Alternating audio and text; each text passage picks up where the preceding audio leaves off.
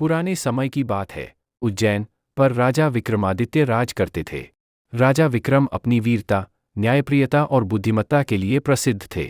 एक दिन एक तपस्वी योगी राजा के दरबार में आया।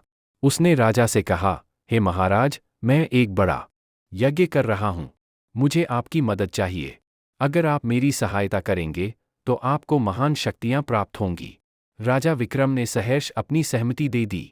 योगी ने राजा को श्मशान भूमि से एक पिशाच, बेताल, को लाने का कार्य सौंपा। कि बेताल एक पेड़ से उल्टा लटका हुआ है और डरावनी हंसी हंस रहा है। राजा ने साहस दिखाते हुए बेताल को पकड़ लिया और उसे अपने कंधे पर डाल लिया। जैसे ही राजा विक्रम ने बेताल को कंधे पर रखा, बेताल ने कहा, राजा विक्रम, मैं तुम्हारी दृढ़ता को देखता हूँ, लेकिन तुम्हारे रास्ते को आसान नहीं बनने दूंगा। मैं तुम्हें हर बार एक कहानी सुनाऊंगा और उसके अंत में एक कठिन प्रश्न पूछूंगा। यदि तुम उत्तर जानते हुए भी चुप रहे तो तुम्हारा सिर फट जाएगा, लेकिन यदि तुम उत्तर दोगे तो मैं फिर से पेड़ पर लौट जाऊंगा।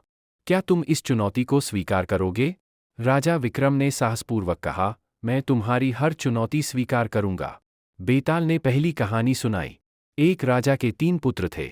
राजा ने अपने पुत्रों से पूछा कि उनके अनुसार सबसे बड़ा त्याग क्या है? तीनों ने अपने अपने उत्तर दिए। पहला पुत्र बोला कि अपने राज्य का त्याग सबसे बड़ा है। दूसरा पुत्र बोला कि परिवार का त्याग सबसे बड़ा है। तीसरा पुत्र बोला कि अपने जीवन का त्याग सबसे बड़ा है।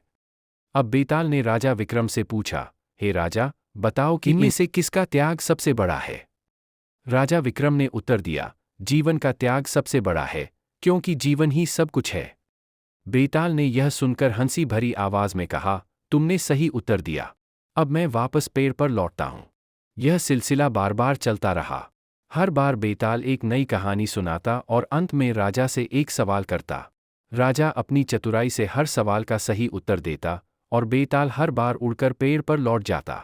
कई रातों के संघर्ष के बाद राजा विक्रम आखिरकार बेताल को योगी के पास ले गए।